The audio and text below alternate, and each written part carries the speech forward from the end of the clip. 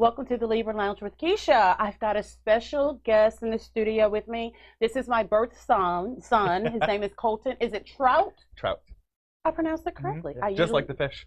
That's what I thought. Yeah. I was like, is that like trout fish? So he is a local entrepreneur. He's super young though. So I felt, here's the thing. I thought, you know what? I'm a badass. Like, look what I've done. Look what I've done. Super and he cute. comes in here. He's like, well, look what I've done. Look what I've done. And I'm 24. And I'm like, and I'm 500. But anywho, so I wanted to let you guys know something that is going on currently where we live. You probably saw it on TMZ yesterday. What is it in today? It's on the World News. CNN. CNN, yes. There's a tiger on the loose. Yes, a tiger. The actual video shows this tiger in a neighborhood just kind of, walking around like it's a kitty cat. And as tigers do. As tigers, because it is just Always. a big pussy.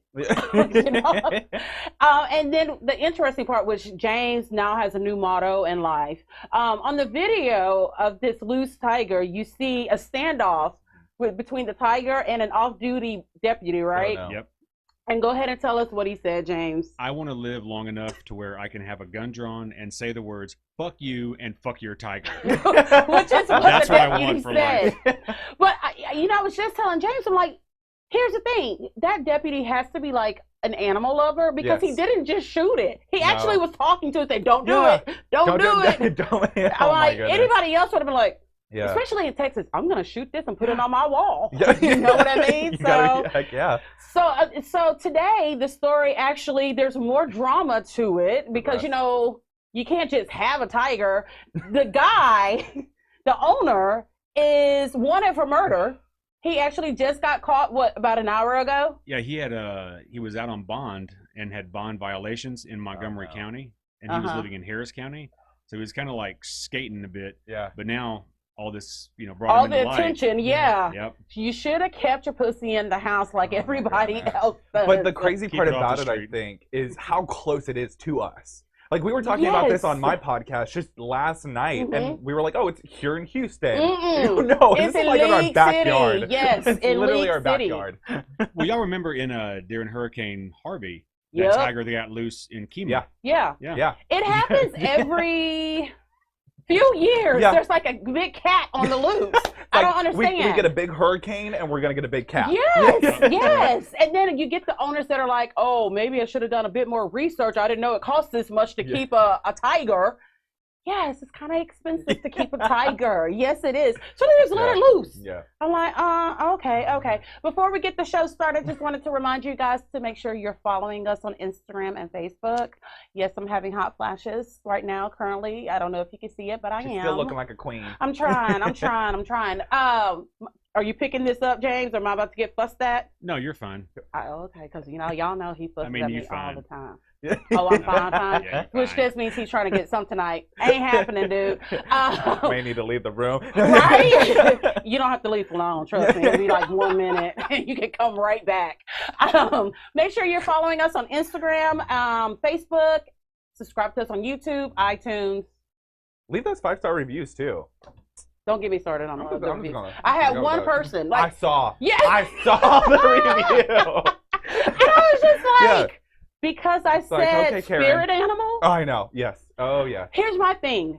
That must have been the only part of the show you have ever watched because I'm horrible. I'm like, of all the things I say, it was that thing that pissed you off. I'm like, oh, okay. But that is, honestly, though, it's not bad having that on there because that shows that your show isn't just hitting your immediate friends and family and immediate circle. It means that people outside of that are actually getting and listening and paying attention. I just leave the 5-star review. If you don't like it, just don't say anything. Just keep on scrolling. Because I'm just like, dude, I can piss you off way more than that. Like, easily. Challenge accepted. Right?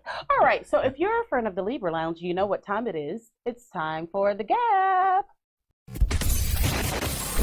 We know she has a really big mouth, which sounds kind of dirty, and that's probably true too. Let's gossip. The Gab with Keisha. All right. So this bitch right here, Jennifer Lopez. what was it? Maybe less than a month, her and Arod called off their engagement after the big scandal. You know, the chick from Southern Charm said that Alex was in her DMs and it got all exposed on the Southern Charm reunion. Well, since then, they have broken off their engagement. She's already been seen with Ben Affleck. The amount of people that go through relationships Jennifer are Lopez just like, don't. I It's don't like, get come it. on now. Here's my thing. My nerves are bad. They never should have been in that relationship in the first place. Exactly. So if you guys remember, which you may not because you're so young, you guys remember Bennifer, right? Remember when Jen and Ben Affleck, they were engaged? She got her the pink diamond engagement ring, and then before you knew it, then they started in Jiggly and fucked up both their careers for a bit. Oh yes, that movie was awful. Yes, it was. So now they've been in the DR together. They're vacationing together. I'm just like, to me, Jennifer Lopez cheats on everyone she dates. Ooh. That's my theory. Because there's not a large gap in time. Like, granted, yeah, I know she's Jennifer Lopez, but damn. Like, give your coochie a break. Well, but to be fair, it wasn't like she made a huge trade up. Like, she went back to Ben Affleck. Yeah. So it wasn't like she, like, grabbed some young model or something like that, like they usually do when they're waiting to exhale. She'll do that in July. Yeah. You know what I mean? In July, she'll do like Mariah Carey, start dating one of her. Wait a minute. She did do that already. She married one of her backup dancers. That's right. Oh my goodness. So, did she really? Yes. Oh my goodness. Yes, Chris Judd was his name. Okay. He was a choreographer. That's a name. I think he's still a choreographer. Anyway, yes. He's a backup dancer and a choreographer. Mm-hmm. So, I mean, the girl don't discriminate. Yeah. That's for damn sure. You know what I mean? But I'm just like. I was looking for a good time. Oh, I think she's always looking for dick. I'm just like, Jennifer, chill, do self-love. Take your girls on a vacation. Well, and I think that speaks, though, to showing that she isn't taking self-love seriously. Think so. Because, like, when you're hopping and hopping and hopping and hopping to try and fill that void, it's because you aren't doing that self-love. Yes. Even when you're Jennifer Lopez. Even Jennifer Lopez needs to have self-care. Insecurities. Yes. I'm just like, sometimes I'm like, oh, how my black fat ass get a man? Jennifer Lopez can't even keep one. You know what I mean? I'm just like, this is insane. So basically, the more you feel the void, the less you're filling the void. Yeah. Yeah. Well, so it's like putting the more you're feeling her Band-Aid void, fix. the less you're feeling the void. Exactly. On a surgical, on a surgery room. Yeah. Well, it's like you're putting a Band-Aid on something that needs a surgery. Yes. It's like, oh, that's cute. Let's put a Hello Kitty sticker on there. Yes, exactly. A Hello Kitty Band-Aid on there. I'm like, how about you go to like the Himalayan mountains and study with some monks for like a couple of months, come back and you're refreshed, you know? And how long are we going to continue to convince Jennifer that she's a good singer? That's what she should be insecure about. Oh, no. Oh, no. Shots fired. Okay, so Jennifer Lopez is a triple threat. I will say this. And James knows. There's certain Jennifer Lopez movies that if it's on TV, on the guide, I'm watching it. And I'm like, don't come in here, y'all. One of my favorite movies is Monster-in-Law. I love Enough. What else? I mean, the girl can do, I mean, it's the same role in every movie. But she does it well. And, her music, I mean, the beat be good. And of course, she's a phenomenal dancer. Like she is the epitome of an entertainer. You know what I mean? But you know, you got money, Jennifer, just go see a therapist. Like there's money don't mean nothing. Clearly, if beauty doesn't mean nothing, money doesn't mean nothing. I'm just like, I don't know. I mean, if the day I decide to leave James and marry me an old rich Persian man who's about to die, and I get all of his money, I mean, I'm not gonna marry for love again. I'm like, I'm married for money. I'll give you something. If you help me find him, I'll give you some of the money. I'm going to marry you again after he dies. Is that going to be like a 50-50 split? No, or like, hell no. I'm doing all of the work. No. I'm going to marry you again. I will marry you again after he dies.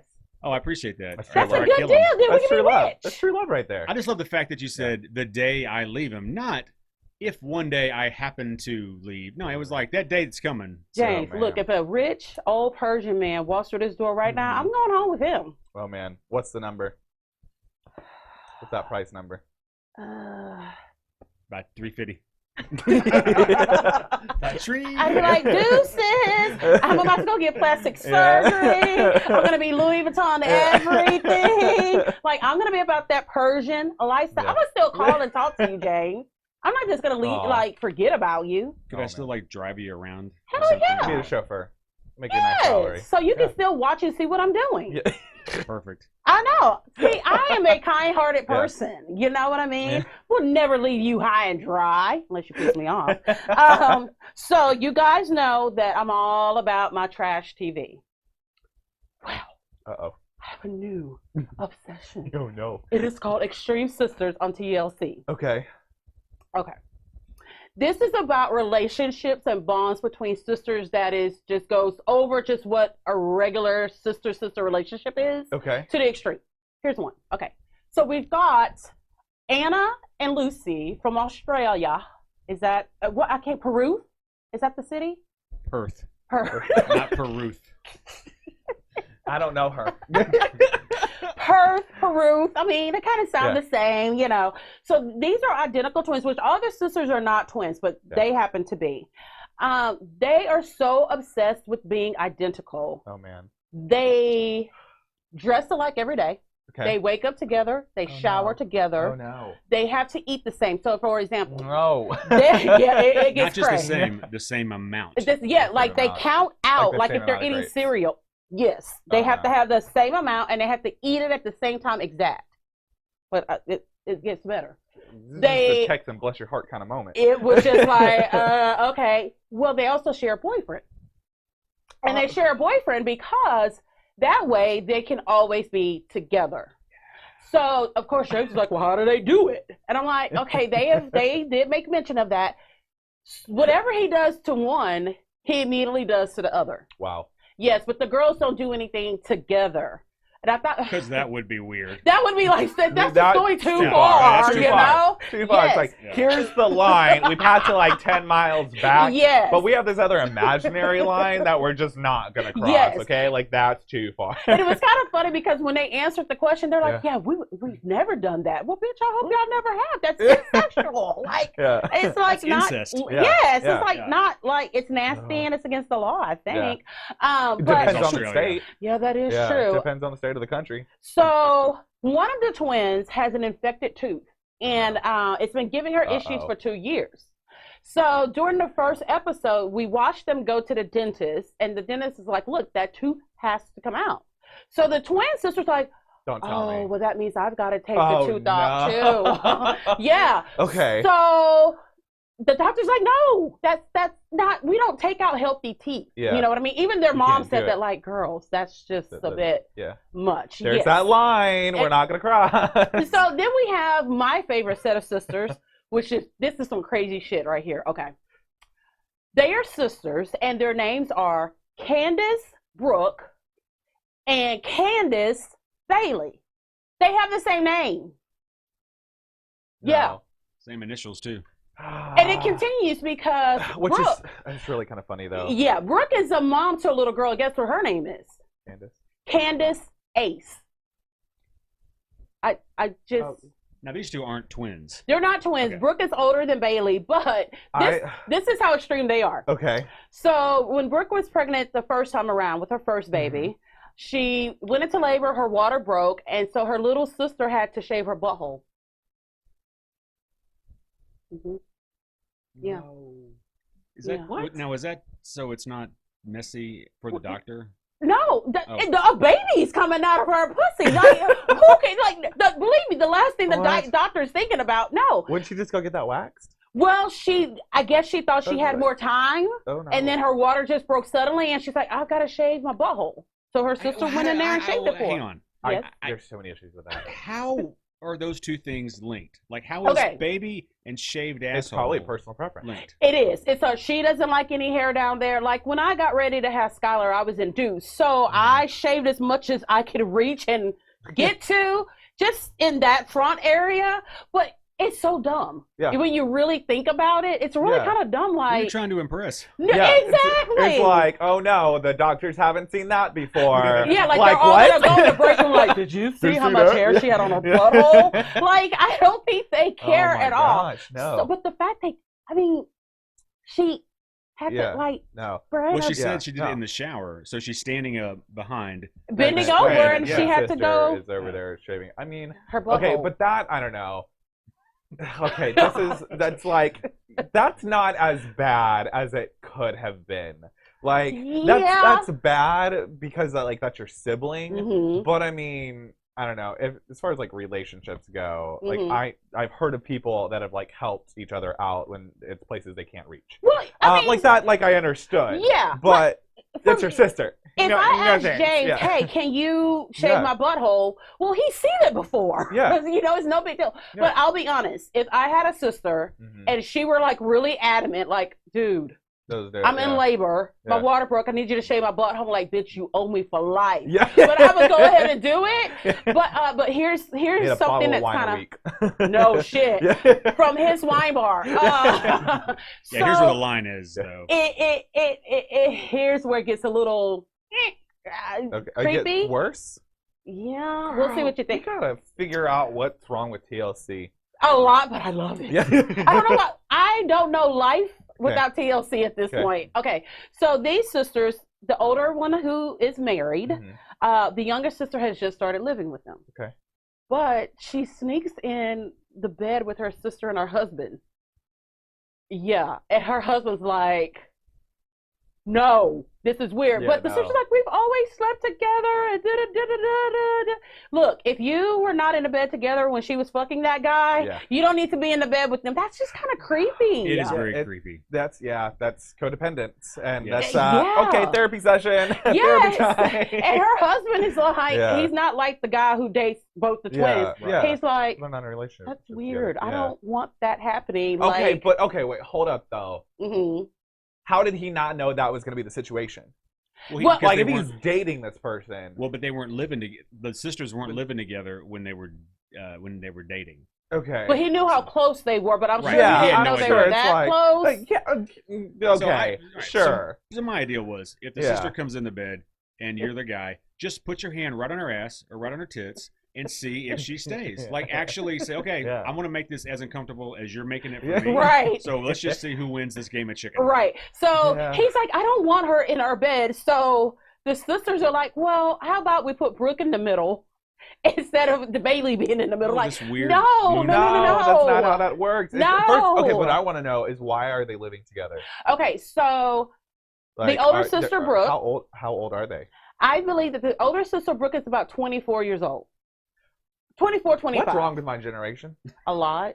Yeah. Oh, good Lord. A lot, yes.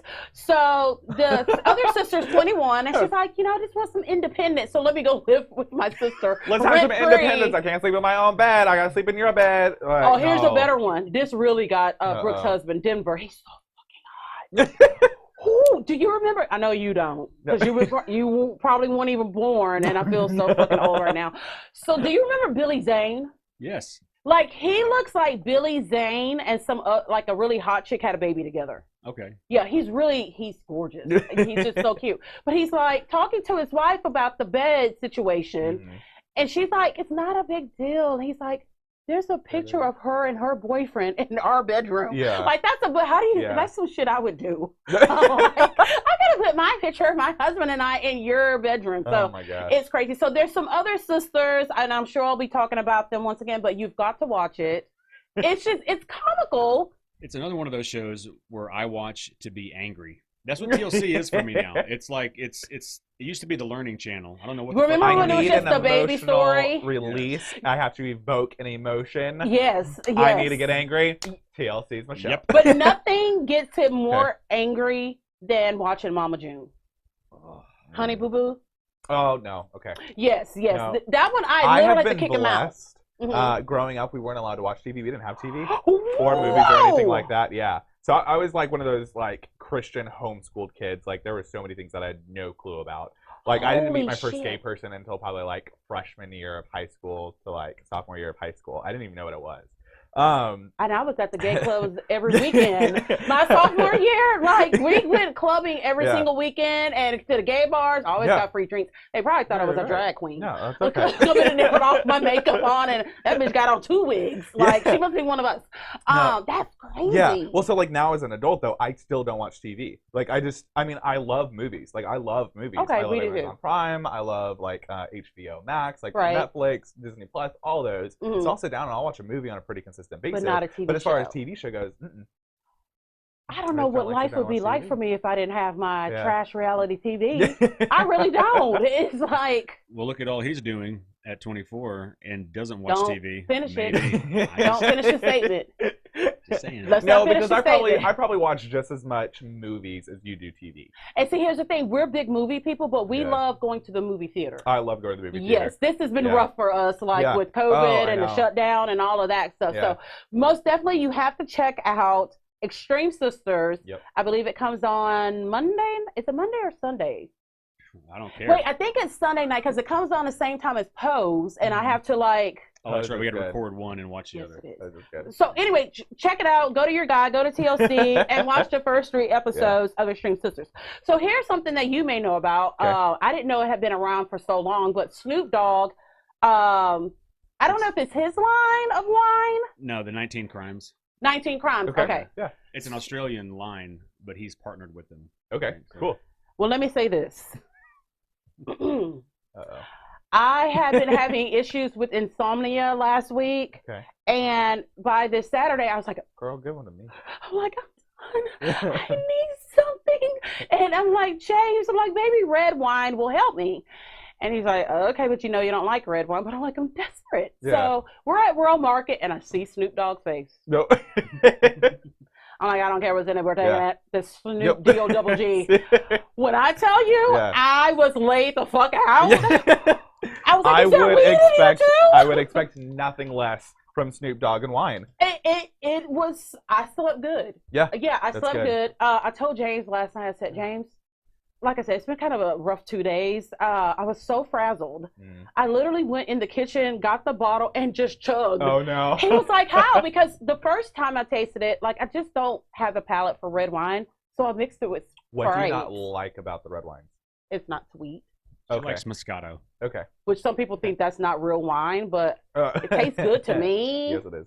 Oh, thank you. I don't like, and it's somebody cute. that owns a wine bar, we love our Moscato. I love Moscato. I want to be sophisticated. I want to be that girl who goes, oh, I can smell the hues of cherry. There's a note of cinnamon. I'm just not. I'm like. Okay, unless somebody is going to go into the profession of wine, who the fuck gives a shit? That's kind of how I feel. But like, who cares? Yeah. Like, you don't need to be able to identify every single fruit or note or oak barrel or region. Do me a favor, baby. Look at him when you say that. Say it. Say. You need to listen to what he's. Okay. Okay, but for him, like, yeah, that's a part of the experience of the alcohol. But then there's some people that's like, I just want to drink it because I like it, or I don't like it. Right. And I just know that. He's one of those, like, even with beers, which we've talked about that multiple times on the show. He will taste something. He's like, ooh, do you taste that coffee? I'm like, it tastes like butt. Like, the kind of beers that he likes, I'm like, is it a Corona, James? No, I don't want it. He's like, that's not real beer, So Keisha. I have a palate for beer, but not for wine. Okay. What kind of beer do you like? I can't. All craft beer. I really like stouts, porters, wee heavies, anything strong. Okay. I really like. But we've got this whiskey stout that you should come try. Oh, it's a whiskey barrel aged stout. Yeah, it's got a nice chocolatey finish to it. Phenomenal. Is it from Kentucky? No, Missouri. It's from Missouri. Ballast Point. Okay. I'm sorry, not Ballast Point. From Boulevard. The other one that we have, it's an imperial porter. It's got a nice coffee and vanilla. That Are you looking tonight? No. Oh my gosh. No. Okay. So no. So I had a coaching call right before this, right? Oh, for like really? an hour and a half. I had to turn away like 4 people that were trying to come into our bar. Like, we're closed on Tuesdays. We're closed on Mondays and Tuesdays. It's just too slow down in the Chemo Boardwalk area for us to be open. For me to like pay somebody just to sit up there and do nothing. Yeah. So we're closed. During summertime, we'll open back up. But yeah, there were like so many people that would like come in and just like knock on the windows. We have no neon Same signs here. on. We have no lights on outside. Like there's nothing that indicates we are open. They're Even like, "I need online, my fix." even online, like there's nothing. Right. No signs outside. It's like, what part of this situation did you think we were open? Like, oh yeah, no, what? it's crazy. It's crazy. It's the same thing happens up here, and so sometimes he will, because he works in the woodland. Okay. So sometimes, if he's got like an early morning, he'll come here and work. Yeah. And last week, we get people on. We're not open on Tuesdays. Yeah. So we get people every Tuesday that will come in, and he lets them. And he actually sold one of my damn displays that was my personal stuff. Oh, he sold it. Hey, money's money. That's how he looks at it. I'm like, damn, that might have been a family heirloom. Oh, like, no. you know, but yeah, we get the same thing happening I'm all a the time. capitalist. Sorry. Yeah. Yeah. Anyway. Oh, yeah, no. If there's too many people that come in and start knocking and I have the capability, I'll be like, come on in. Yeah, we do I'll let too. you serve. We're like, you can take it to go, so come come on. on. Yeah. Yeah. Yeah. Yeah. Okay, so Snoop Dogg, what is it called? 19 criminals? 19 crimes. Damn, I fucked that all up. 19 crimes. It's pretty good. And I'll admit, last night when I drank it, it was a lot easier for me to drink it than the Because you chugged it. We're good. It's easier. We didn't have to taste it. I didn't taste anything. It was just going right down the throat. I was like, it's been a rough week. I know it's only Monday, but like I need this. So, okay, when we get back, we're going to get all into Colton's business. I've got all the questions for him, so we'll be right back.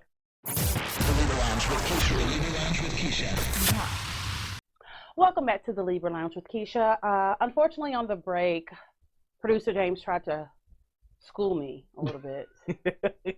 You know, I'm getting real tired of him. I'm taking applications to find him a new wife. I'm gonna help him. Notice you didn't say new husband. Yeah. I'm just finding you a new wife. I know we're not doing Sister Wives, which is another show on TLC. Seeking Sister Wives. All right, so Colton. Yes, ma'am. 24-year-old Colton, who has probably accomplished more than most people my age, but I'm not going to say my age right now. I'm not. Oh, you should. 41? I'll be 42 in October. Girl, you're looking good. Thank you. You're my new best friend. Thanks. All right, so Colton. Get in line. No, it's right, I'm sure you do. I'm so sure you do have, like, you're like, I'm accepting applications for the month of July. It's $1,000 a month. Yes, it is. If you want to be my BFF. That's a good idea. You should start that business. All right. Okay, so tell us a little bit about your background. So my background is pretty, I don't want to say it's extensive. It's extensive, though. My first business conference that I ever went to was when I was 12 years old. So, what? Yeah. So I went to a business conference that taught people how to develop a business plan. My dad kind of saw this entrepreneurial spirit inside of me. Okay. I was doing like lemonade sales. I was selling cookies at school. So he's like, okay, well, let me just take him to this. And I really enjoyed it. I was clearly the youngest person in I bet you were. Unless there was like some pregnant woman there and her baby in a womb, like technically that one. Yeah, would have been a little bit younger. Yeah. Right. But ever since then, I just kind of got the knack for entrepreneurship. And so I just continued going to business conferences. Really? Starting businesses, working in businesses. But outside of business, I've moved around like 13 times. I've lived in like Michigan, Tennessee, Colorado, Italy. Military? Nope. Chemical. My dad was an accountant for Dow Chemical, Okay. So we moved around quite a bit, and then when we kind of settled here in the League City, this local area, I ended up moving around a couple times. Like I moved up to Tennessee for a short time to help an old boss relaunch her business up there. Okay. And that's actually where I learned how to do one of my businesses that I currently own. Was from that experience. Okay. And then I moved to Italy for a little bit of time for an exchange trip. And then, those were kind of the two bigger moves that I had around here. So. I feel like I may need some self-love after this because I'm feeling a little bit like a loser. No, not at all. I'm like, hell no. It's like, I lived in Italy now. I'm like, wait a minute. I was just an exchange trip during high school. Overachiever over here. Oh, man, I'm not, we won't talk about my schooling then. I can only imagine. Well, here, do you have a degree? Yes. Okay, I don't. I'm a two-time dropout. Really? Two-time dropout, yeah. I mean, it took me a while to get it. No, it's okay. You got it. I mean, I went to an early college high school, that did like college and high school at the exact same time, and I was supposed to graduate with an associate's degree. Well, I went for 2 years, then moved to Italy, and then they wouldn't take me back afterwards, so I only got like a year's worth of college done in those 2 years. Went and graduated, and then I tried to go back to school to finish that degree, and then ended up going for I think like maybe a semester, and then I was like, I hate school, and so I dropped out and quit going, and then joined the financial services. Built that business for about 2.5 years. That's actually a part of the transition going into a business coach. But then I was like, okay, after I left that company, I was like, I have a little bit of time. Let me go back and finish my degree. I only have probably like a semester, 2 semesters left. I can at least get the business associate. My family will be super proud of me that I finished the degree. Oh, hell yeah. It really is. It was not for me. Yeah, I get it. I go back for 1 semester, and then I kind of buy a bar. I'm like, why am I in school for business when I have run 2 6-figure businesses previous? Right. I'm going to go buy a bar, and then like, I mean, you're not teaching me anything that I don't know, or that I can't hire somebody that knows and has a degree, and that's their field of brilliance. A lot of degrees, I mean, they are to please parents. They 100% were. The only reason I wanted to go is to please my parents. College is not for everyone. For some people, it is. Yeah. But, you know, there's trade schools. And then some people go right from graduating high school into a field that they're passionate about. But I do like the fact that you said that your dad noticed that, you know. Yes. Which is so funny. Because so my dad was an entrepreneur in of himself.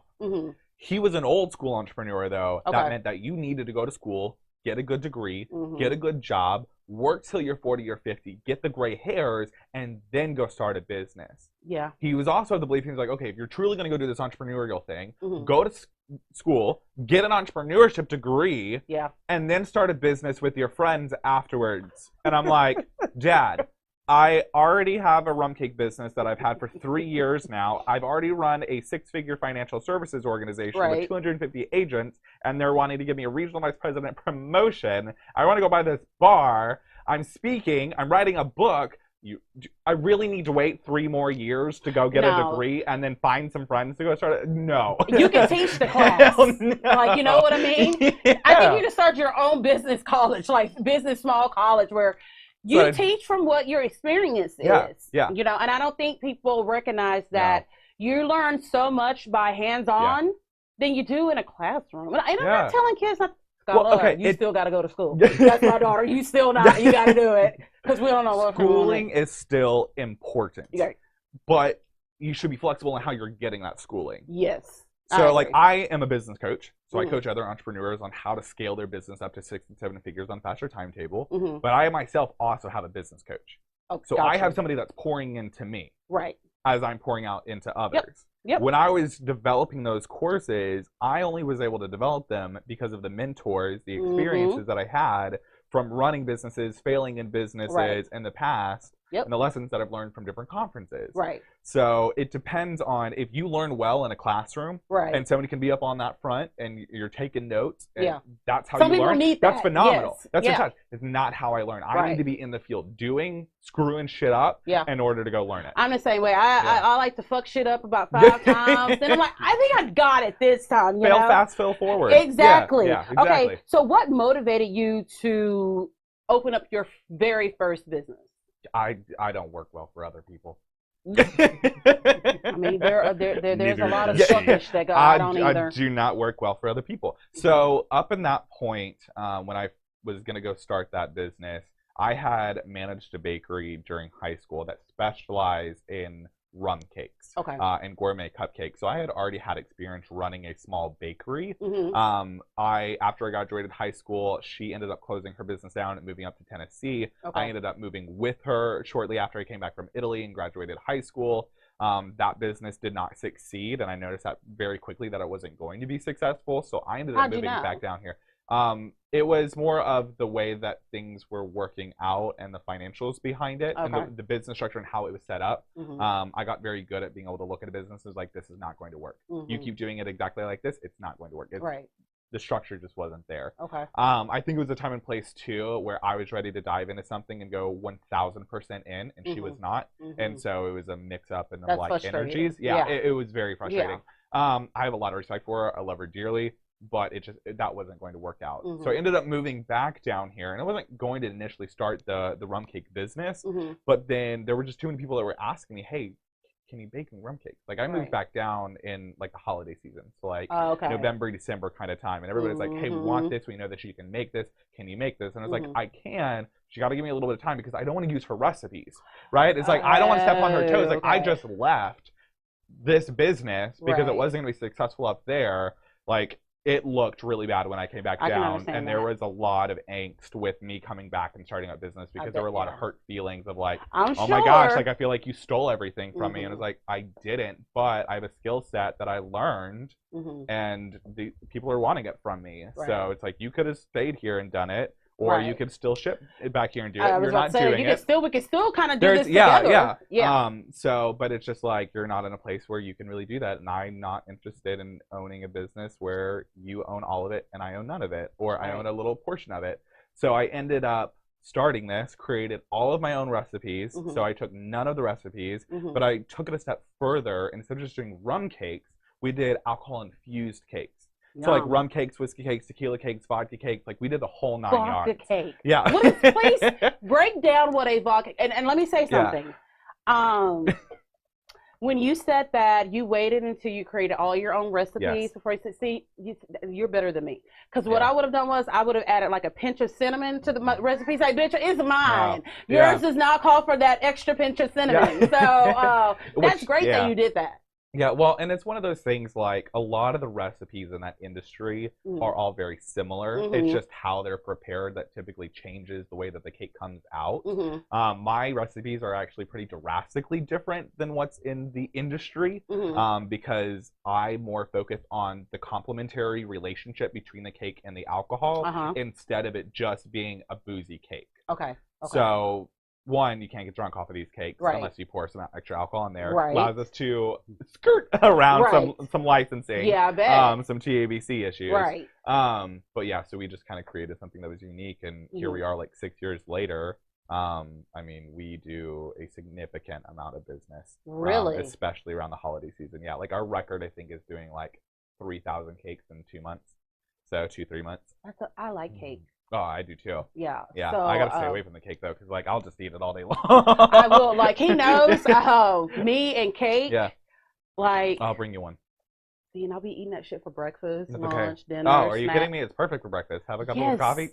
And they always know it was me, and I try to blame like the kids. I'm like, the kids did it. They're like, no one would just dig a tunnel, because I just get a fork and just keep on digging and digging and digging. But that something about that vodka infused cake just sounds appealing. Vodka allows for a little bit different flavor in the cake, because there's a lot more.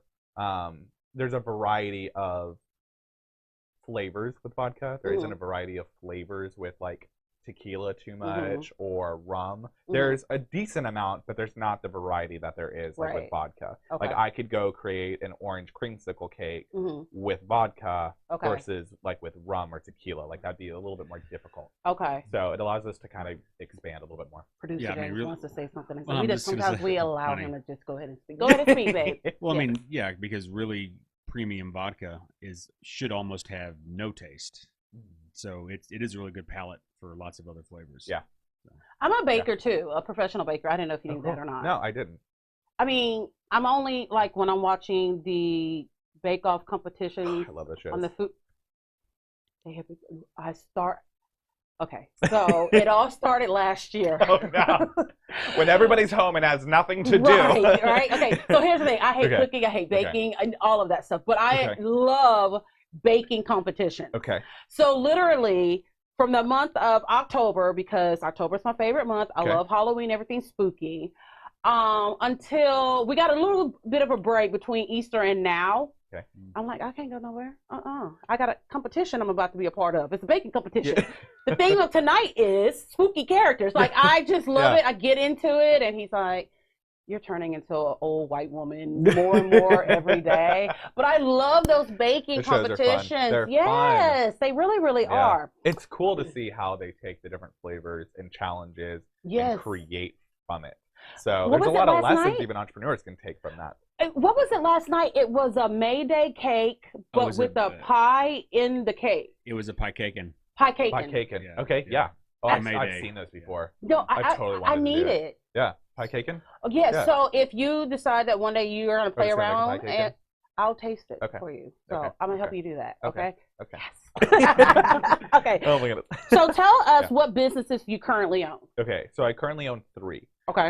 So Rumcake Escape was the very first business that I started, that alcohol-infused cake business. The next was Today's the Day community. It's a coaching community focused on helping entrepreneurs scale their businesses forward on an affordable basis. Okay. So it's more of a community, so it's actually only like $40 a month. But they have access to an insane amount of resources. Okay. And then I recently bought a wine and beer bar / boutique down in the Kima Boardwalk area. Not last year, so we've had it for probably about a year and a half. December 2019, right before COVID. Perfect timing. It was the same for us with my boutique. It was like we hadn't even had it a year, and then COVID hit. It's like shit. You know, it's just like what do we do? But what we did was we had to switch things around. So we like started pumping our online store. We offered free local delivery, like anything to still keep people shopping. You got innovative with it. You have to. It's we like, just never closed. Really? Yeah.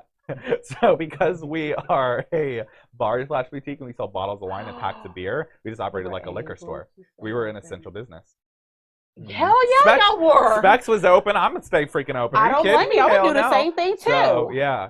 Checked with the proper channels and was like, can I be open? Am I gonna get shut down and find out the wazoo? Like, I just bought this business. Right. I don't want to see it go under. Right. So, it was scary. It was a scary time so we just for business skated owners. Through for about a year or so, and then in the past couple months, we've really been upping the ante. Okay. So we did a lot of renovations to our backyard. We added live music. We added stage. We added this palette wall that's got this beautiful beach scene spray painted on there. Okay. So lighting, seating, wine cocktails, wine jello shots. Yeah. You have to always keep moving. Yeah. Like when you're a business owner. Yeah. Sometimes I have to emotionally pause for a second, just like, okay, let me breathe. But you have to keep moving, and because then someone else will be like, well, everybody want to open a boutique.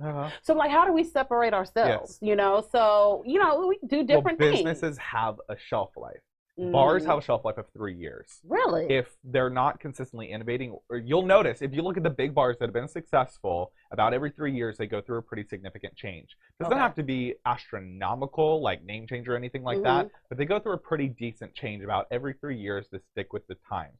They're either expanding and they add a new space, they add a new menu items, they added new themes, they added new theme nights, they start doing things a little bit differently.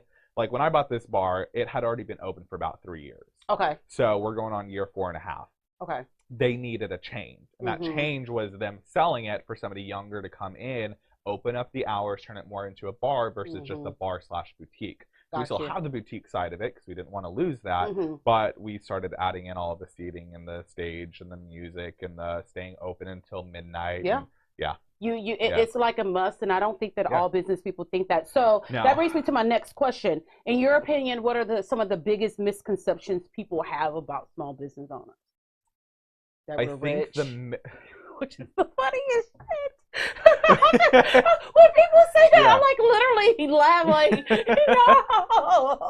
we're eating ramen noodles tonight. Like, I think the biggest misconception with small businesses is that they can treat it like a hobby. Praise. Because it's like they think it's like, oh, well, I see them doing their live, or I see them doing this, and it only looks like they work a couple hours, and then like it's so much time freedom.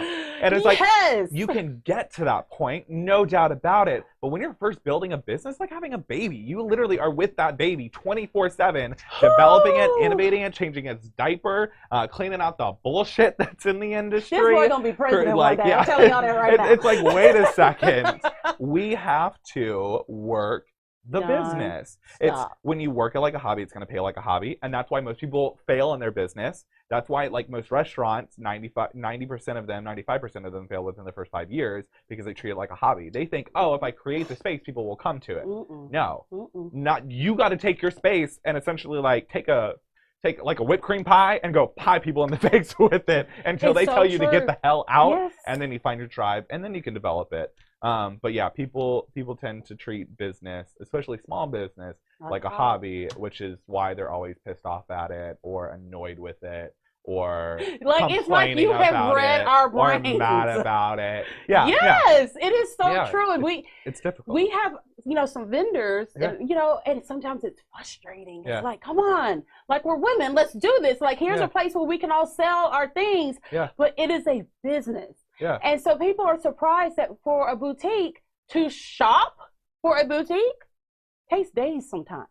Because you have to know what the season changes. Yep. What's in style now. Be up on everything. Yes, so literally he'll see me. I'll be up at 3 o'clock in the morning shopping. And I'm just like, it never stops. You're constantly brainstorming new ideas and people don't. Well, your market analysis is constantly changing because you're constantly learning more and more about what your market wants, what your ideal client wants, and that's why you're consistently innovating. People think that people are innovating because what they're doing is being successful. It's like, no, you're learning how to better reach your clientele. It may not be that what you're doing isn't going to be successful. Right. It may just be, hey, I learned something new that will allow me to target this market a little bit easier or answer a question or solve a problem that they currently have. Yes. So you innovate to be able to better serve them. Yes. Versus just like, oh, nothing's working. And it's like, a lot of people get into that space and nothing works because they never stick with it because they treat it like the hobby. You can't. I tried painting for a day and I sucked at it. They're like, they didn't put me next to Van Gogh at the museum. It's like that. It's like I always tell people, the hustle never stops.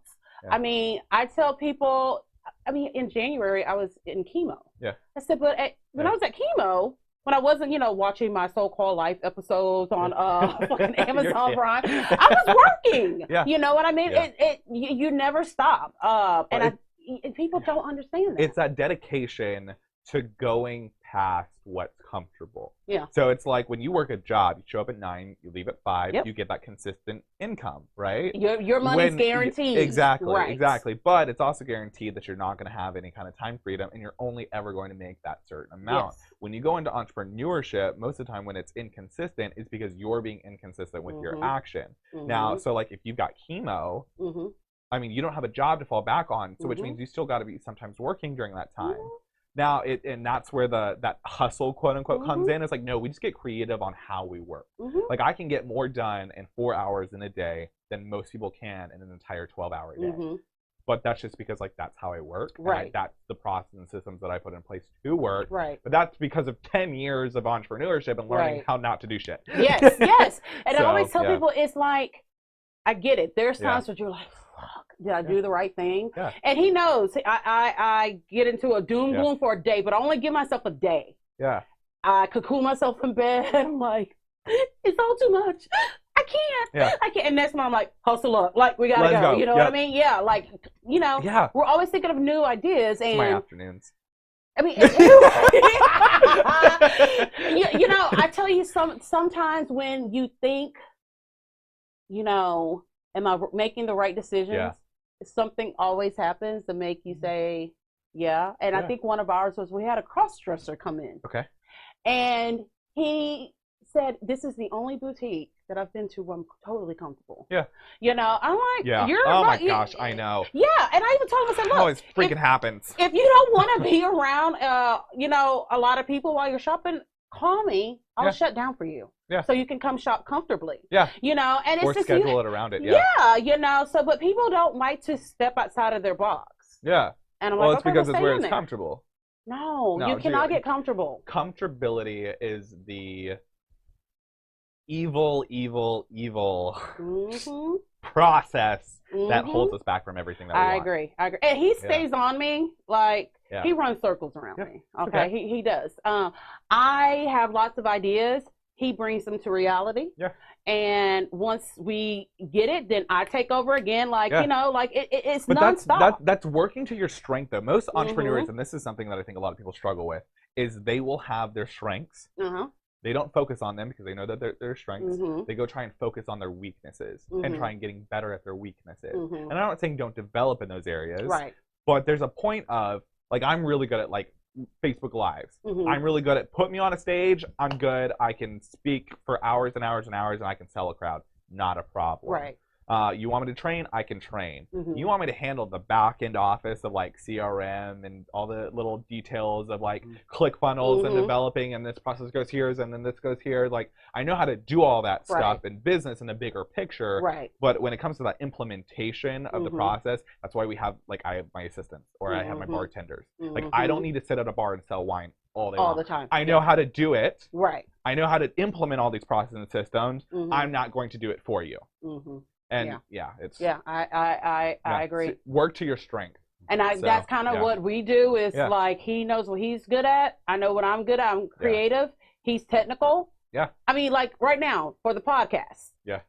When we started off, look, if it were just me, like literally it would be me once a month with an iPhone. Yeah, it's okay. Doing a show. He makes all of this happen, you know what I mean? Which is awesome. Yes. So I mean we're a tag team.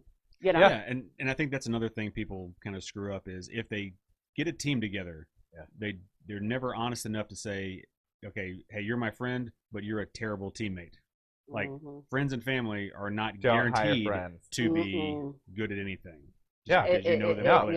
Oh, 1000%. Yeah. It just goes back to kind of blind spots. Yeah. So when we get back, we're going to talk to Colton about what motivated him to start Today's the Day. We'll be right back.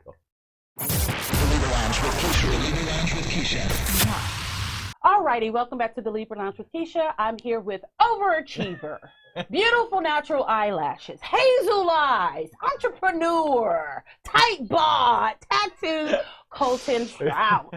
I think I may be in love with him a little bit, guys. I think I might be in love with you. You can keep going.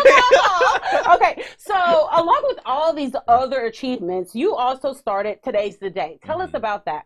Yeah, so the Today's the Day community is a business coaching community. Okay. That's really focused on embodying those 3 words in our entrepreneurial journey to bring those big audacious goals that we have into our reality. Okay. The way that kind of started actually kind of goes into more of my personal story, where those were the 3 words that almost took my life, and they were also the same 3 words that saved my life.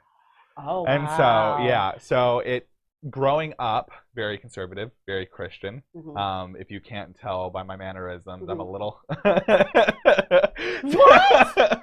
James, did you hear what he said? I don't know. I had no clue. I thought you had a wife and kids outside. No. Which is funny because some people literally like are clueless and like, how? I mean, like I look back at photos now and I'm like, oh yeah. I have a pretty good radar. Yeah. I'm usually always spot on, even when the person doesn't know yet.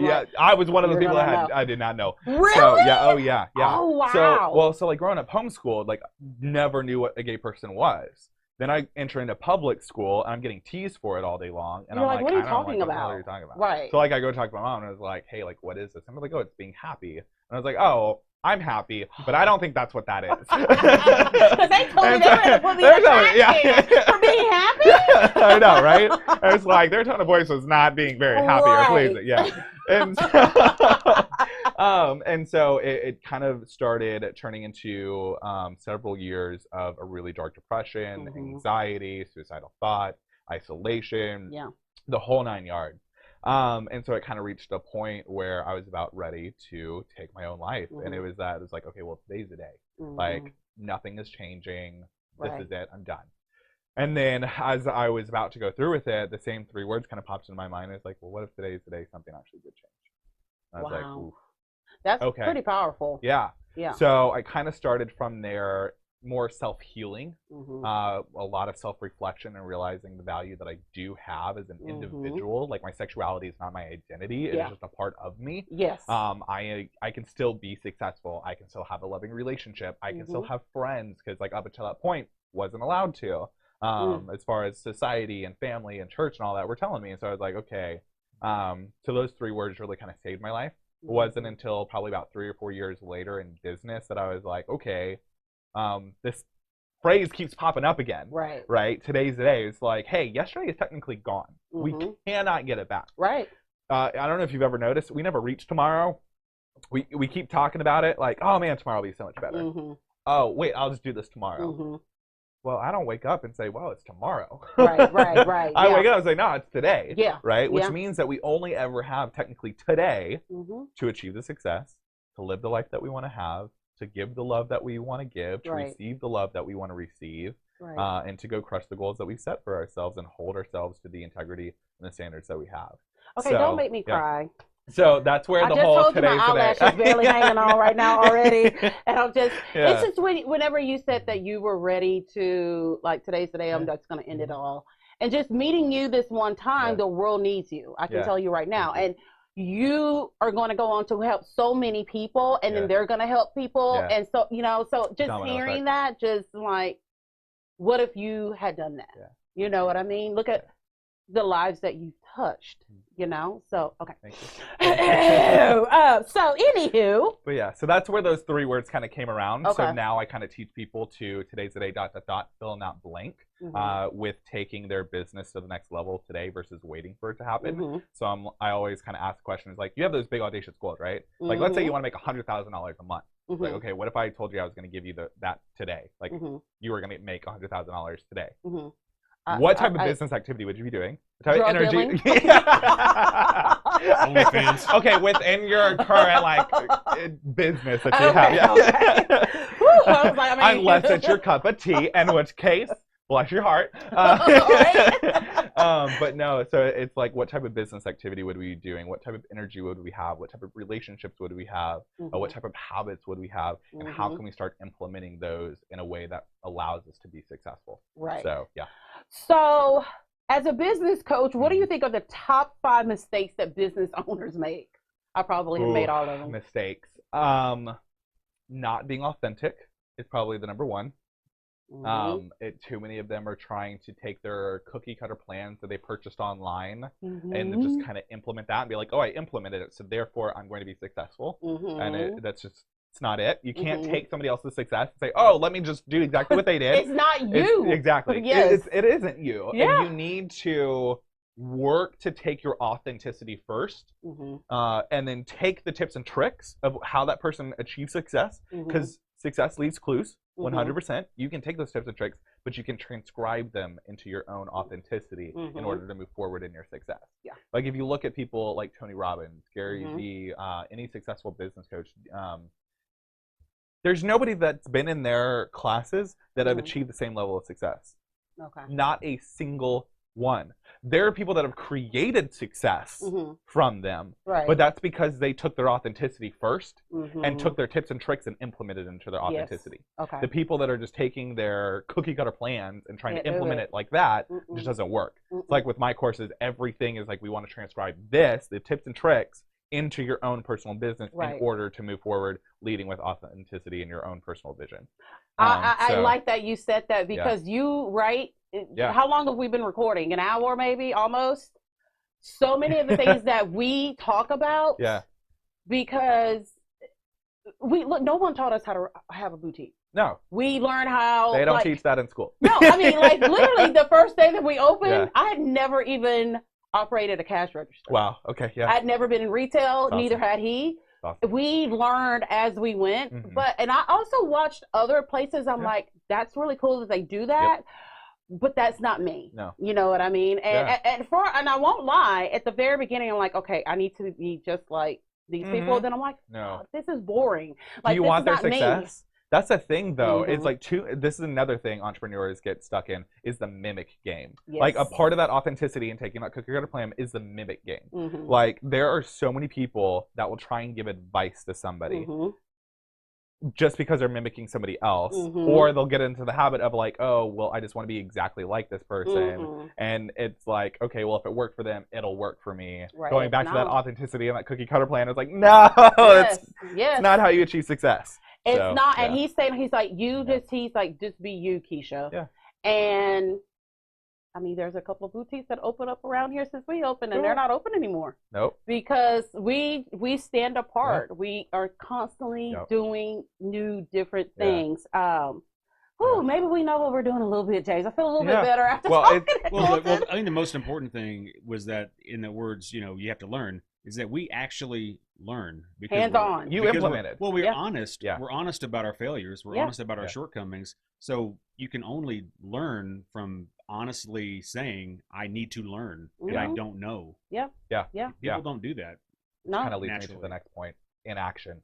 Oh my God. The amount of people that talk and talk and talk and talk and talk, and they're just like, I'm just going to become a professional talker, and that's all I'm going to do. That's all you're good at. Talk, right? Yeah. But they never take the action. Like, they'll talk about recording a podcast, never record a podcast. They never purchase the mics or get their phone out and record because it takes 10 seconds to do. Yes. They never hire the coach that they keep talking about hiring. They never sell the products. They never reach the rank that they want to or the income level that they want to, and so they're always talking about it. They become so infatuated with their goals that they never take action on their goals. Yeah. Oh, God, that drives me up a wall. And we have seen it. We have learned it. We have watched I mean, shoot, I've done it. Yeah. Yeah, it's just like, and he keeps me in check on, I complimented you a lot tonight. I love this. I'm going to have to beat you when I go home. Usually, our guests jump on her bandwagon attacking me because that's easier to do. So, I appreciate you. No, I mean, it's just, a lot. He stays on me. He's like, Keisha, you be you. Yeah. Try it. Don't be scared. Because I'll admit, I'm like, I get scared sometimes. Because you got I love fear. A kid in college, and I'm like, okay. It's like, no, we have to keep pushing. Yeah. Let's try this. Yeah. And then he'll be like, told you. Because it was a success. Oh my gosh. You know what I mean? Yeah. Okay, so we've got 3. Okay. You got 2 more. Biggest mistake. They never operate from a place of anger. I always operate not from her a place problem. Rippy. Did you hear what he said? That's her strength. It's operating from a place of hate. Yes. But so people, and I say this in kind of a twofold aspect. People will not act from a place of anger, which means that they're in action, right? Or they wait till their emotions are in the best place possible in order to take action. They let their emotions dictate on whether they're working or they're not working. And I'm like, oh no, some of the best podcasts, some of the best sales calls, some of the best products that I've created and developed, the most momentum that's been added into my businesses sometimes comes from a deep-seated, riveting anger for whatever situation is going forth that day or in business. I can tell you straight out, everything she does that she hates, she's great at, and it pisses me off. I'll give you an example. Really, so even with cooking, she hates to cook, can't fucking stand it, but she can create shit that's amazing. She entered a chili cook-off. Bitches never cooked chili in her life. I never made it. Ever. Not even out of a can. No. She joined it. She cooked the chili like an hour morning before we're supposed to be there. Oh no. That was disgusting. Chili usually seems like for like a whole day. And one. Yeah. And literally, I made it. I said, take this shit up there, and I'll get there when I can. When I got there, they were like, oh, you won. Yeah. In first place. I've been that pissed off every other person because they were like, what's the recipe? And I'm like, I was like, I don't know. I just kind of took seasonings and threw in. That's kind of what Anger is your muse. Anger really is your muse. Well, I mean, it's a place that creates, so change. There's 3 reasons we change. We are hurt enough that we have to. We see enough we're inspired to, or we learn enough we want to. That's it. I mean, it's really... Yeah. Some people aren't willing, though, to move forward within their emotions. So their emotions will sometimes, like, hinder them from taking any type of action. So that would be the mistake, is allowing your emotions to dictate your action. Right. I don't give a shit if you're pissed off. I don't give a shit if you're butt-ass happy. Like, right. Go take some freaking action. Right? Quit talking about it. Just go take action. Yeah. He's big on that. I will say that because I'm a drama queen. Okay. I mean, I learned that tonight. Oh, how did you... Honey, what are the segments we have been talking about? and he will literally say, okay, it's almost the end of the month. You haven't had your one day of emotional breakdown. Yeah. Like, I allow myself that day. Hashtag self-care. Just to feel it. And I'm like, I'm just going to watch Downton Abbey all day today. And I'm like, life is not fair. Like, and then the next day, it's like the fire is lit under my ass. Yeah. You know? Yeah. But you got to be honest with yourself, though. Well, you got to schedule in that self-care. Too many people also don't put in processes and systems that work for them as an individual. They think, oh, this person is successful, so going back to the mimic and cookie cutter plan, they wake up at 4 a.m. I got to wake up at 4 a.m., but they're not a morning person. Hell no, right? Some people are night owls, and so, but they try working during the day. I work horribly during the afternoon. Horrible. I work amazing from 5 a.m. to 11 a.m. That's like some peak energy time for me, and really good from about 6 p.m. to about midnight. Okay. Those are the times that I try and complete what I call DIPAs, daily income producing activities. Okay. If it's not between that time, I'm doing more like menial tasks. But I'll have people that's like, oh, well, I had this meeting in the afternoon. Can you make it? I was like, no. Sorry, I'm just not doing that. And they're like, why not? Like, this is going to be great. And I was like, because it's during the afternoon. I don't like working during the afternoon. They're like, but everybody works during the afternoon. It's like, I don't work during the afternoon. Like, I'm hitting up the gym if I haven't already gone in the morning time. I'm taking a nap if I want to take a nap. I'm going to do my laundry. I'm going to do my meal preps. I'm going to do the things that don't require me to think. Or I'll just sit down and I'll watch an hour and a half movie or something like that. And go do other actions that I need to take that are personal. And then I'll get back to work. You know, and I that makes a lot of sense. Like, I'm not a morning person at all. He knows that. Don't come around me in the morning. I'm like, why are you breathing by me? You know what I mean? Like, oh my gosh. I can't. Like, I wake up angry. Some people are like, he wakes up like the birds are chirping outside. He's happy. He hits the ground running. Me, I gotta hate people for like an hour and a half. Then I'm just like, why am I not rich? Don't come near me. But I've built processes and procedures to actually help people start their day off right in their morning routine. I was around one of my employees the other day, and we were working on this project, and she's not really a morning person. And it was like 9 a.m. And I'm like going and talking and stuff, and I realized I was like, she is not a morning person. Slow the hell down. Because she bitching you out of her head. In her head, she's like, I'm gonna kick his ass. I ain't listening to I bought her coffee, I bought her breakfast, and I was like, all right, we're gonna go do this. But I let her know, it's like, I've been up since 4:45. I already had a cup of coffee. I've already had my workout. I've already had a meeting. I've already done this, and this. Like, I am high energy and ready to go, but I'm going to crash in like 3 hours. And she'll just be getting ready in 3 hours. And that's kind of how, he just goes. Yeah. I need a break. I'm learning that. I need a break. Yeah. I need a nap. And there's sometimes where I bitch, you need a nap. I'm like, okay, let me just go take that nap. And I wake up and I'm like, okay, ready to go. The refuel. See, that's oh man, mistake number 5. I think this is. Okay. If not, it's 6, and I can always talk about mistakes for business. The self-care aspect of it. They think being alone, watching movies or TV or napping is how they refuel. Refueling takes action. Refueling takes energy, but it gives more than it takes. So I think I lack in the self-care. 99% of all entrepreneurs do. Congrats. I do. And You're one of the many. I think Welcome to the club. Right. I think he thinks that when I go get my nails done or my eyelashes done, that's self-love. And to me, that's just maintenance because you have to look the part. But I don't. He has to make me. He's like, you need to just go get a massage. You know what I mean? But it is important. It's asking how you refuel. And sometimes it's trial and error. A massage may do it for you, right? Going and get your nails done may do it for you. The gym usually does it for me. Meditation does it for me. Cooking will sometimes do it for me, as long as I don't have to do the dishes. If I don't have to do the dishes, then I am golden. But what's it called? Meditation, a process that I call vision casting, really does it for me. What is that? So vision casting is a process of it's not a very complicated process. It's a very complicated process, though. But it essentially entails about me writing 5 statements, and then meditating for about 5 to 10 minutes on those statements.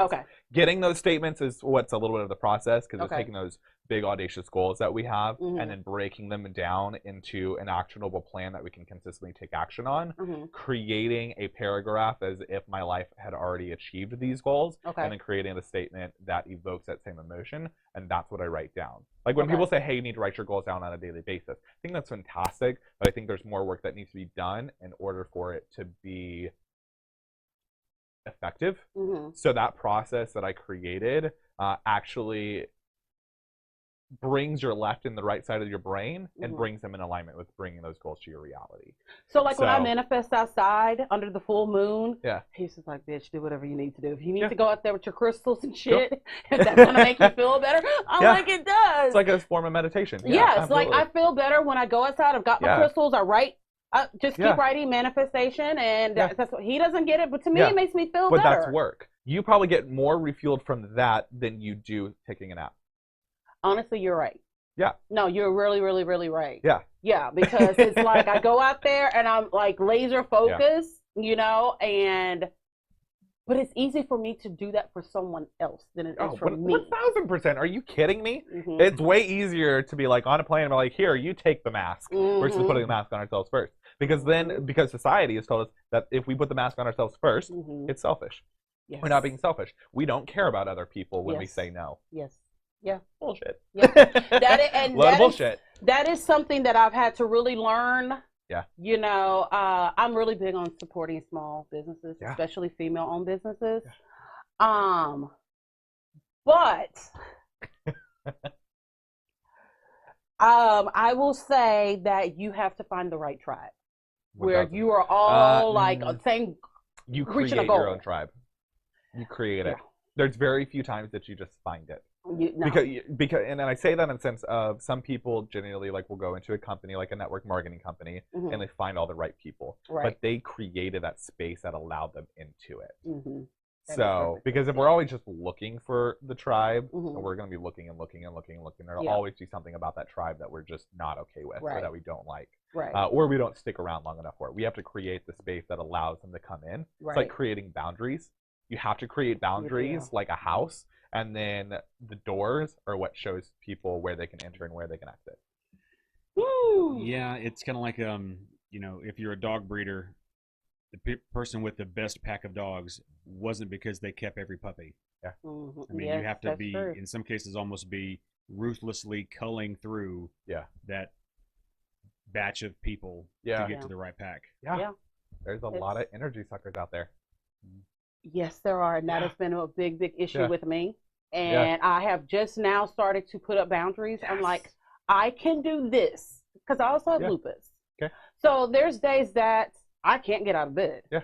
But at some point, I have to get up and get on my phone. I'm like, I still got to advertise. I still got to make a post. You know what I mean? But it is, I lost my train of thought. I was about to lie, wasn't I? Well, but I mean, involving yourself with a lot of people can be good, but it can also be draining if it's the wrong kind of people or the people that need the wrong kind of attention. Yeah. And I had to learn that the hard way. It sucks because sometimes that's family members or very close friends. Yep. Yeah. And I finally, and when I say recently, like very recently, was able to say, I love you. Yeah. I want to help you. This is what I can do. Yep. I can't do this, and that. Yep. I can support you, but I can't do this, and that. This is what my support looks like. This is how you're able to come into it and request my support. I mean, as a business coach, a lot of the times people don't take my profession seriously because they think, oh, you're just giving advice. I was like, honey, okay, man, I didn't even triple. It's one of my best client stories. Oh, good, because I was about to ask you about a client story. Best client story, right? Your intuition, I already know. Okay. Best client story. She was making $100,000 a year, right? 6 figures. That's really dang good for entrepreneurs. What was her business? It's in loans. Okay. So, but still making, and that's personal income. That's not revenue that she was doing. Okay. That was personal income that she was taking home. Fast forward 12 months later from working with me, and she's now doing that about every month. Where did we sign up? Yeah, but it's like one of those things is like that crazy transformation, quote unquote, came from advice. Right. And so as a business coach, and especially when I was first getting started, it's very easy for me just to sit down and give out that advice and just give it for free. I mean, people all the time will be like, well, I have this, and I have this, and this, and this, and this, and this, and I'll give little tidbits. But there's a point I reached in my business, and I was like, oh, hey, that's a business question. Fantastic. I actually answered that in my community. It's $40 a month if you want the answer to it. 9 times out of 10, they don't take it because they were never looking for the answer. They were looking for you to give them something so they can look smart or look important. Yep. It's like, no, you never had the intention of actually taking action. You just wanted to ask. To look cool. Yeah. I think right now in society, it's the thing to be a business owner. Oh, yeah. And I'm like, especially with 2020. A hobby. Yeah. You know, and I'm brutally honest, and everybody can go buy a silhouette or a Cricut. It does not make you a graphic artist. No. There are some people who are true graphic artists. Yeah. You know, there's a difference. And there's some people, they start a business because it looks cool. Yeah, or it looks easy. Yes, well, you get to say you're a hashtag boss babe. Yeah. Because you bought a Cricut. It's a fad. Yes. It's a fad. It goes back to that community and that tribe. Somebody created that community and created that tribe, and people are yearning right now, yearning for community. I mean, we just went through 2020. We just went through this pandemic where there was no community. Nobody was allowed out. Nobody was allowed any kind of interaction. Now here in 2021, it is a world begging for community, begging to be known, begging to be around people, begging to be seen by people, and they don't care how they're going to do it. It's one reason TikTok is doing so damn well, is because everybody that was nobody can be seen, and they can create a name, or they can create a brand, or they can create something, and they go viral. Yeah, absolutely. I mean, there's a couple TikToks I've created that went viral that more than I was like foreseeing it to go viral, and I was like, holy shit, like this was actually pretty decently easy. But everybody is begging for that community. Yeah, and that's another thing that I always tell people, that the instant gratification, the instant success. It's typically a 10-year overnight success. And I tell people all the time, look, you're looking at Instagram. Yes, people post the pretty pictures. They want you to, that Ferrari that she's sitting on is not really hers. You know what I mean? Like, everyone wants that. And one of the things that, I was very adamant about was building a community right here, a place for small business owners to sell their products. But in doing that, we've created another community. People come up here to shop, but they stay for the conversation. It's the same thing for my bar. People come in there for the alcohol because it's no headaches, no hangovers. But they stay for the community. I mean, like when I was working the bar back in, when we first opened up and COVID hit and everything, I made the decision to just work the bar myself, to be up there every single day that we were open and just work it. People are still coming in and like, oh, Colton's not here. Oh, okay, we'll come back next time. Right? Now I'm having bartenders, like when they're there, somebody calls in sick and I have to step in for a couple hours. We have patrons that are coming in. I was like, oh, is so-and-so here? And I was like, no, they had to call in sick today. And I'm like, oh my gosh, they'll get like one drink and then they'll leave. Whereas if they were there, they would have bought 5 or 6 bottles, stayed for 3 or 4 hours. They're staying for the community. They're staying for the relationships that they're developing there. That's the thing that I think I'm most proudest about. Is that, that's what will allow you to create 6 and 7 figures within your business if you're not already, because because that's what lasts lifetimes.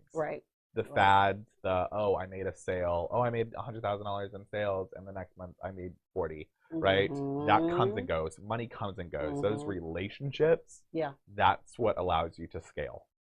Well, and that can be, and you're absolutely right. And in addition, you can build a brand around more than just product, right? You have to. You have to. You have to. And you're, like for her brand is as much her personality herself as it is what she sells or what she says, which is a huge bonus. But it's work. It's constant. It's constant work. So since you are the owner of a wine bar, what is your favorite wine? You're gonna like this one. Which one is raspberry? Because it's sweet and tart like a Moscato.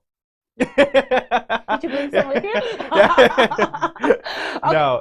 So our wines, because they are made with different fruits other than grapes, so there's no grapes in our bar whatsoever. Really? It's all like mangoes, cranberries, watermelon, peach, guava, blueberry, blackberry, raspberry, You're oranges, speaking to my bananas. cold black heart. Yeah.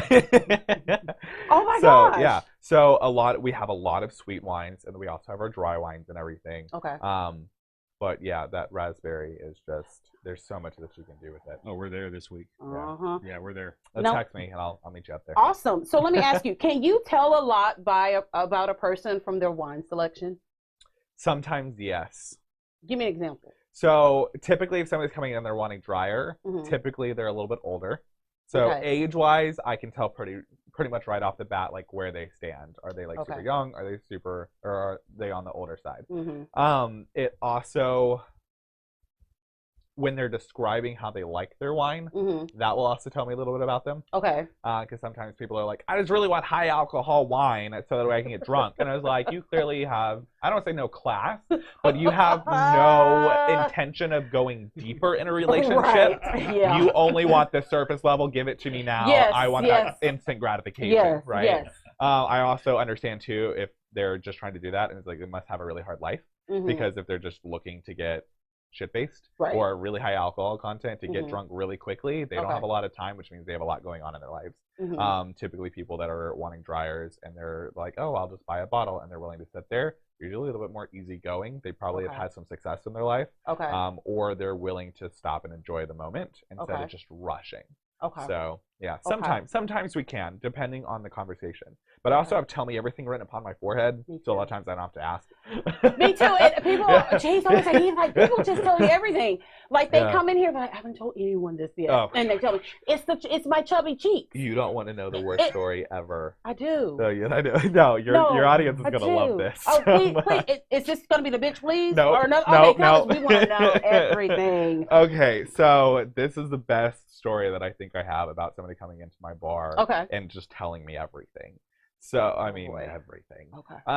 So this family comes in, right? This younger husband and wife and newborn baby, and then their parents are coming in, right? So it's about three couples, so 6 people and a baby. There's one group over here kind of to the right of our bar, which is the wife of the younger son, and then their parents or her parents, right? And then over here is the son, which is or the younger one, husband, and then his wife's, so his mother-in-law, right? Is there. I'm trying to like remember. Got you. Anyways, so he's there with his mother-in-law essentially, and for some reason or another, we get on the topic of losing things. And I'm like, okay, like, fine, this is normal conversation. Like, you lose things, cool. Oh no, he loses underwear. Like all the time, he loses his underwear. Like he cannot keep enough underwear in stock. And I comes to find out, it's because he doesn't wear any. And I'm like, I don't need to know this. No. It gets better. It can't. His mother-in-law is like, yeah, no, he's always losing his underwear. He proceeds to pull his pants down just enough to where I get a nice little glimpse that he is not wearing underwear. I mean, here's the thing. I'm sure you believed him when he said it. Like, I did. He didn't have to show you. I did. Okay, so we have a statement joke. I've seen every set of titties and every new plastic surgery that has been done. Cool. In like half of Galveston County. Yeah.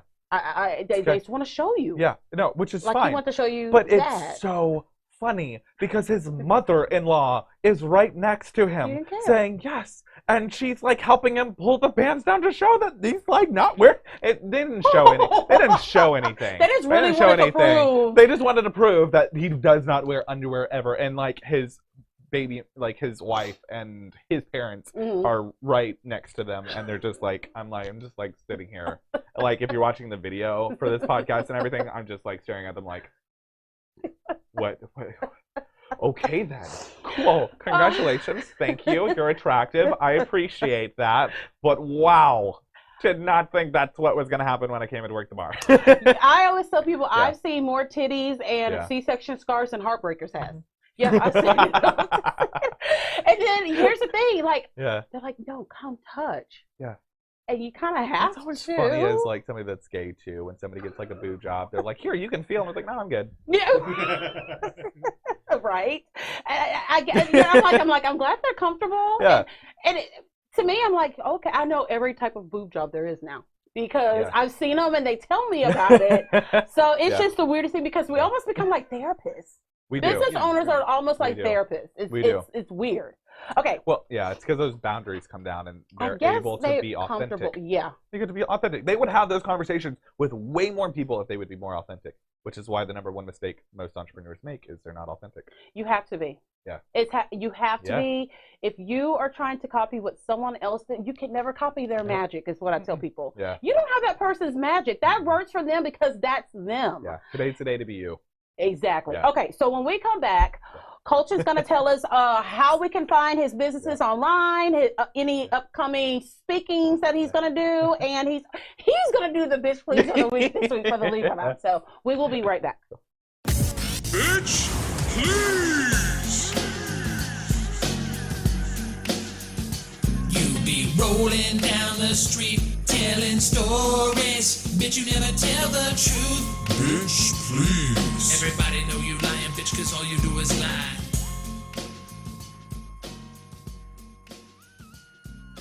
All righty. I want to thank you guys for joining us this week for the Libra Lounge with Keisha. Colton, how can people follow you on social media? How can they, if they want to ask you business questions, become a client, how can they find you? So the best thing to do is just go to Google and actually Google Colton Trout. I take up pretty much the first full page, so you can find my social media from there usually. But my name on almost every single platform except for I think like TikTok is at TTDTLF. It stands for Today's the Day to Live Free. Got you. Which will be linked down below so everybody can find it. But yeah. Alrighty, do you send me a DM. Are there any good can people go to conferences now? Are we still I'm going to conferences. Oh, you are? Yeah. Okay. All right. I'm not telling some people that I'm going to conferences. Because sometimes I'm it's hosting just like, them too. So when you're hosting, let us know because we want to let our audience know, you know, how they can get in and all of this right here. Yeah. Okay. We'll have Today's the Day networking events at the bar. And so I have to ask you another question. Are you single? Yes. I'm a single Pringle. Okay, because people will ask. I've actually been single my entire life.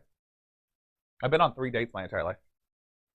Bitch, please. You're not serious, right? No, I'm dead serious. Okay, I'm gonna help you. Okay. Okay, I promise you. If my crazy ass can get a man, anybody can get a man. All right. All right. So you guys know it's time for the bitch please of the week, but it's gonna be a little bit different because Colton is going to be because we always get it's like we award this person the bitch please of the week. So tell us. Oh my goodness. Oh boy. Okay. So I'm just gonna like give a few eye rolls really quickly because this is the most ridiculous thing on planet Earth. So I had these ladies come in, and this is go back to the reviews. Okay. So because you have a bitch please moment with your reviews. So I'm not at the bar. My bartender's there. Okay. Right? It's a Saturday night, Friday night. It's on a weekend. It's at a busier night. So we've got people in there. I've got one bartender running around. And then another one behind the bar and everything. Well, this group comes in. Oh boy. Drinking wine. Okay, so they came in. They came in drunk for one, and two, they came in with alcohol in their hands. Now, if you ever go to a bar, you know you cannot bring alcohol into that. No. So my bartenders immediately tell them, "Hey, I'm so sorry. That has to go in the trash immediately, or I have to confiscate it. Like you can't drink here. Right. Like I mean, you can drink here, but you can't bring in outside alcohol. You got to purchase the shit you gotta get that here. Yes. We could lose our license because of it, so we have to be very strict about it. Okay. And so they give attitude first and foremost right off the bat about that. Was it a group of teachers? I don't know. It was a bunch of Karens. I'm going to tell you what. Was it a group of Karens? Finally, like I mean, they seemed like nice ladies and husbands and God no. So they finish their alcohol, right? So they chug it down. We're just like, whatever. Put it in the trash. They didn't seem to have much in it because I went back and looked at the cameras. And so we have a spiel that we give for our wines because it's completely different than any other wine bar because they're made with different fruits other than grapes. Right. And so we give the spiel. If you like the fruit, you'll like the wine. If you don't like the fruit, you won't like the wine. If you're allergic to a fruit, please don't try the wine. You get 2 free samples for the wine or the beers that we have on tap, and then it's just $1 for the wine samples after that, and 50 cents for the beers. Okay. Well, so my bartenders apparently had to give the spiel a couple of times because people weren't listening. And they were drunk. They did not like that we told them that the samples were $1 after the first 2 because they thought that we thought that they were poor and couldn't afford it. So they're like, we're rich. We don't need to know the price for anything. We can afford it here. And so we're like, okay. Like, we're just letting you know, like, that's how we're set up. They went off on my bartenders, and they said that my bartenders took forever to engage with them. It was probably like 10 seconds since they walked into the bar. If you've ever been to a bar on a Saturday or Friday night, it's sometimes hard to get a drink. Yeah. It's busy. One of my bartenders walked right past them because she's serving 10, 15 people outside. She doesn't have time to freaking serve you. You're walking in, drinking with wine. Hey, you can't have that in here. Right. And so both my bartenders end up giving the spiel, and they go off. And they end up, they're like, we're writing bad reviews about y'all. And so I'm like, cool, whatever. Go for it. I really don't give a shit. Because 9 times out of 10, they really don't. Oh no, they did. Oh, they did. What did they went say? off on my bartenders and leaving a review, and they were like, they were horrible. It took 20 minutes to get service. They kept telling us the price of everything because they thought we were poor, and we're just like, what? So now it's offensive. I can to put on the price. cameras. I almost wanted to comment on there. It's like, oh, okay, well, here's the video and here's all of the wording that they use because you have audio for the cameras, and we're like, oh, you want to?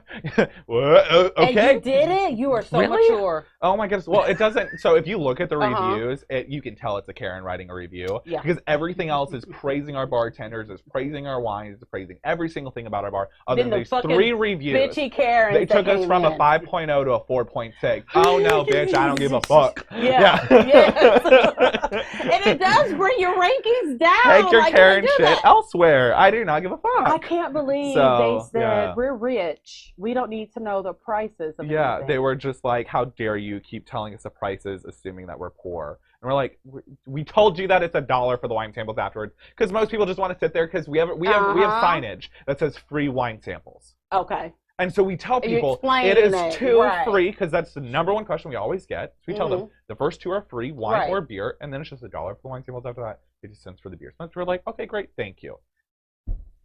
You're so rude, Colton. What, you're making people feel poor in the world. You know what I mean? I'm so sorry. Oh my, that is Let me cater your bitch ass needs as you're walking in with alcohol to a bar. That is like, that's unhappiness at home. Yeah.